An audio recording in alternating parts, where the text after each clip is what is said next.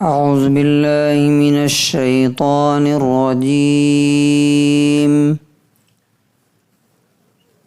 بسم الله الرحمن الرحيم.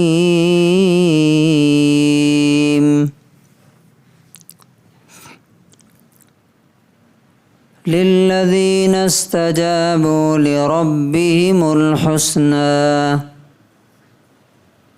والذين لم يستجيبوا له لو أن لهم ما في الأرض جميعا ومثله معه لافتدوا به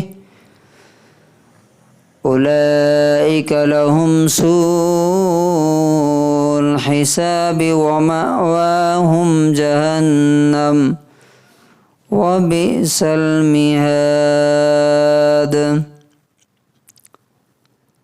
سورہ رعد سورہ نمبر 13 آیت نمبر 18.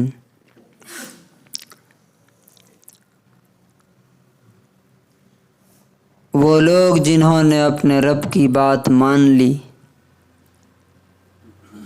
ان کے لیے سب سے بہتر چیز ہے، اور وہ لوگ جنہوں نے اس کی بات نہیں مانی ان کے پاس اگر دنیا کی تمام چیزیں اور اس دنیا کی طرح ایک اور دنیا ہو تو وہ بھی قیامت کے دن اپنے آپ کو بچانے کے لیے اللہ تعالیٰ کو دے دیں گے. ان کے لیے بہت برا حساب ہے اور ان کا ٹھکانہ جہنم ہے اور وہ سب سے بری جگہ ہے. اس آیت کے اندر اللہ تعالیٰ نے ہمیں دو باتیں بتائی ہیں. پہلی بات یہ ہے کہ اللہ تعالیٰ کو ماننا، اس کا انعام اور اس کا ریوارڈ کیا ملنے والا ہے، اور یہ کوئی آپشنل نہیں ہے کہ انسان چاہے تو مان لے، نہیں چاہے تو نہ مانے، کوئی فرق نہیں پڑتا ہے. نہیں، اللہ تعالیٰ نے کہا کہ جنہوں نے اپنے رب کی بات مان لی. کہاں مان لی؟ زندگی کے ہر معاملے میں. ایسا نہیں کہ نماز تو اللہ کے حساب سے پڑھ رہے ہیں، گھر میں جا رہے ہیں تو پتہ چلا کہ پورا گھر شیطان کے حکم پہ چل رہا ہے.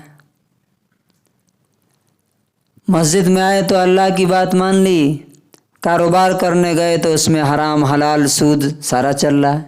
نہیں، پوری زندگی اللہ کے حوالے کر دی کہ آپ میرے مالک ہیں، لا الہ الا اللہ، آپ ہی سب سے بڑے ہیں. میرا سر، میرا وجود، میرا گھر، میری ہر چیز آپ کے لیے. ان صلاتی و نسکی و محیای و مماتی للہ رب العالمین. میری نماز، میری قربانی، میری زندگی، میری موت سب اللہ کے لیے. تو اللہ تعالیٰ کہتا ہے کہ جو لوگ یہ فیصلہ کر کے اور زندگی اسی پر گزار دیں گے ان کے لیے سب سے بہترین چیز ہے، اور وہ ہے جنت. اس سے بہتر چیز کیا ہو سکتی؟ اب دنیا میں آپ کسی انسان کا ایسا گھر نہیں بتا سکتے ہیں کہ جس میں ایک اینٹ سونے کی ہو، ایک اینٹ چاندی کی ہو. ایسا کوئی ہے؟ بڑے بڑے مالدار ہیں، امبانی، اڈانی، بل گیٹس اور ایلن مسک، کس کا ہے ایسا گھر؟ پھر یہ کہ وہاں پہ جو کچھ اللہ تعالیٰ نے بتایا ہے وہ بس امیجن کر سکتے، امیجن بھی نہیں کر سکتے. اللہ تعالیٰ نے کہا کہ کوئی شخص جان بھی نہیں سکتا کہ ایسے لوگوں کے لیے ما اخفی لہم من قرۃ اعین، ان کے دل کو خوش کرنے کے لیے غیب کے پردے میں کیا کیا چھپا کے رکھا ہوا ہے، کوئی جان بھی نہیں سکتا.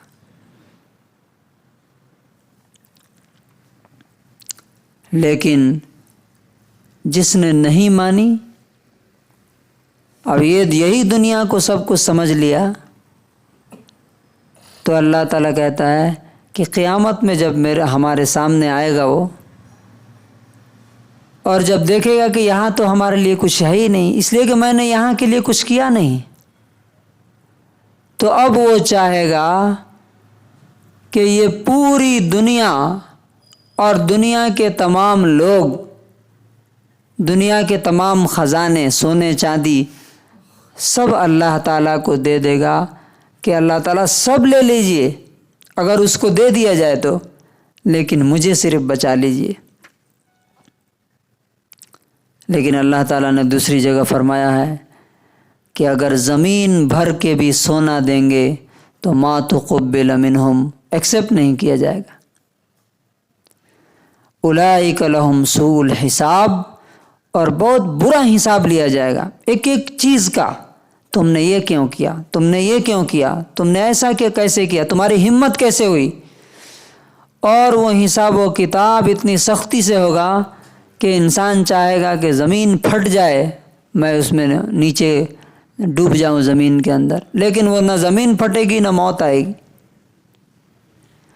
وَمَأْوَاهُمْ جہنم، اور ان کا ٹھکانہ جہنم ہوگا۔ جہنم کیا ہے؟